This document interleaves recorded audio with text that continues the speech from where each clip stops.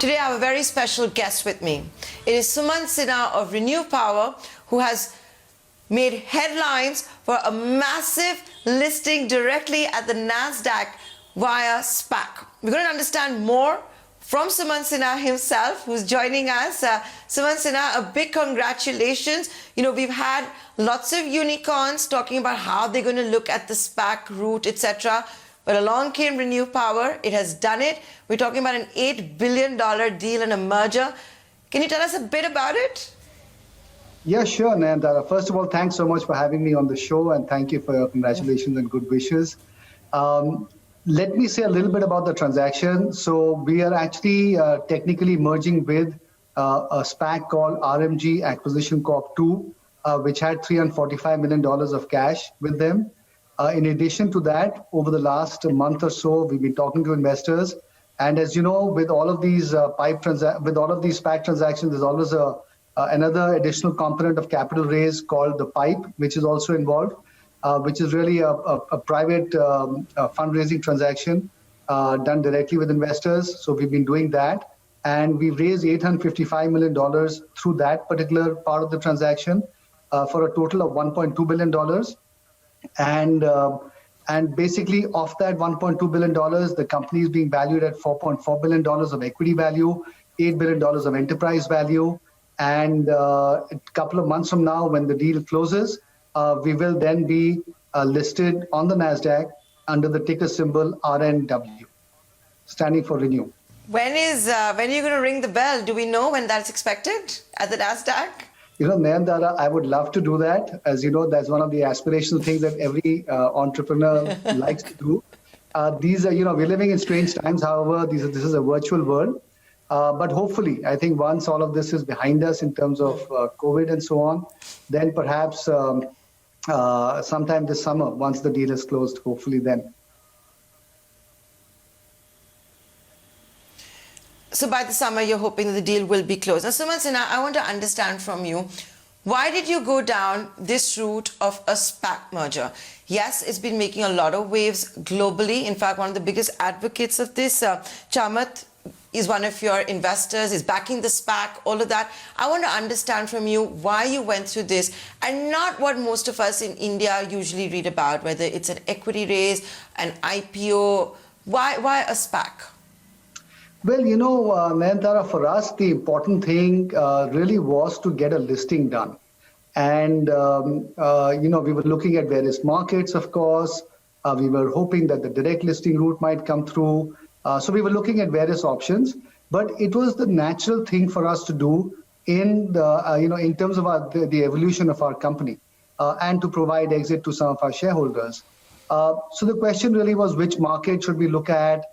And how should we list in that market? So when we were looking at various markets, obviously, we came to the conclusion that perhaps the US market, with its really strong theme of ESG investments right now, and its very deep and liquid pool of capital, might in fact be a good market for us to access. Now, then the question became, okay, what is the right way of doing that? In the normal course, you would have done an IPO, which would have taken, the usual time that it would. Now, in the context when we started looking at the US market, and there was some degree of reverse inquiry, several SPACs approached us and said, would you consider doing a listing through us? And when we looked at the whole process, we found that in fact, it was a very credible alternative path to getting a listing done, which really was our end goal. And so therefore, we decided to go down this path. And I must say that it moved very rapidly. We got really good partners as our SPAC partners. And, the whole process took maybe a couple of months at most to consummate. And so here we are. But our end goal really was to get a listing done. Whether we do it through a SPAC, whether we do it through a direct listing really was less relevant to us. We also saw was that last year, almost half the listings that had happened in the US market actually happened through SPACs. And so therefore, the SPAC process and route has now become a very viable way of getting to the public markets. And so I think that's really why we decided to go down this path. Sumant Sinha, I'm going to ask you to do something a little basic for all of our viewers. Not all of them may be familiar with the SPAC. How would you explain it? And would you say that just wanting to IPO is a good enough reason to do a SPAC? Yeah, so let me just explain how a SPAC works. So what happens typically is that a few sponsors get together and they go to the public market in the US. They raise some capital, typically in the range of between $200 and $400 million. And that company what is now called a SPAC, or a special purpose acquisition company, then gets listed on either the Nasdaq or whichever other stock exchange that they choose to list on. So now you have a company that has a certain amount of capital and that has the stock that is listed. But really it's trading on a notional basis because all it has is cash as its only asset. And so it trades mostly at par. Then depending on the sponsor of the SPAC, depending on what their investment thesis typically has been, they look for companies that are looking similarly to get listed in the market where they are listed already. And so there's a coming together of minds between the company and the SPAC. The SPAC then says, look, I already have this much capital. Is this what you require, or do you need more capital than this? And typically companies would say, look, I need another 100, 200, 300, whatever amount of capital they require for their primary and secondary purposes. And that extra amount of capital, let's say if the company needs 500 and the SPAC has, let's say, 250, then that balance $250 million, then both the SPAC as well as the company jointly approach institutional investors in the US. And there's a fairly well laid out process for this to happen. Those investors then engage in conversations with the company and the SPAC investors, decide if they want to come in or not. And if they do decide to come in, then that part of the transaction is called the PIPE process. And so between the PIPE and the SPAC, the company then gets access to this pool of money, which is then what the company ends up getting for its primary and secondary purposes. And then once all of this is done and the deal is announced, as it has happened in our case, the company then files with the US SEC certain registration statements. And once those are approved and all the other regulatory approvals have been obtained, then you go through what is called a de-SPACing process, which is nothing but the technical merger between the company and the SPAC, at which point in time the SPAC gets renamed into the company and the company starts trading on the stock exchange under its own ticker symbol. So it's just a different way of getting listed. I would not say that it is, it's now become very common.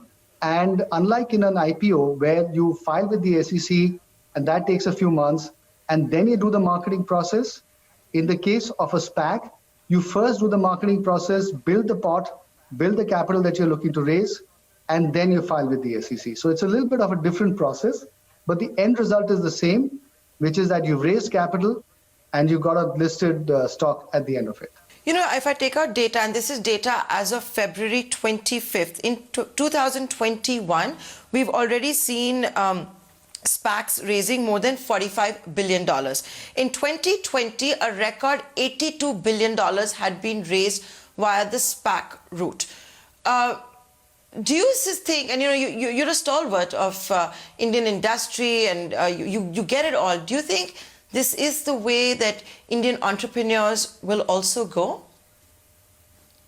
I think it's a very credible path to becoming a listed company. It's another path. I would not say that it is the only path. You can still do a regular way IPO as well.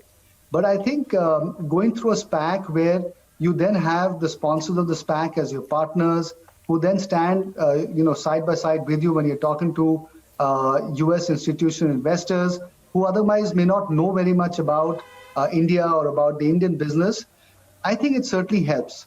And so therefore, if you get a really good partner in the form of a good SPAC, who can also tell your story credibly, who has good standing with US institutional investors, who's also done diligence on your company and is able to relate that to US investors, I think can be very important.